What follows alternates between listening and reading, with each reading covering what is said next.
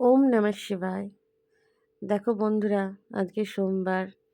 আজকে আমার গোপু সোনা চানু চানু করবে।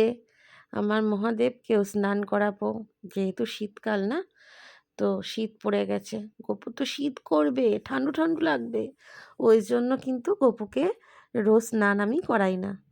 তাই যখনই করাই দুধ, গঙ্গা জল, গরম জল। আমার গপু একটুও ঠান্ডু ঠান্ডু লাগতে পারে না। দেখো আজকে গপুকে সোয়েটারও পরিয়ে দিয়েছি। তারপরে এই আসনটা আমি কার্তিক লড়াইয়ের মেলা থেকে কিনে নিয়ে এসেছি, কাটোয়ার। তারপর সাজিয়ে গপুকে, আর আমার গপু আবার দুধু খেতে খুব ভালোবাসে ডেলি। তারপরে গপুকে ভোগ দিয়ে মহাদেবকে পুজো করে একসাথে ভোগ খেয়ে আজকে সোমবার দিনটা আমার এভাবেই কমপ্লিট হয়।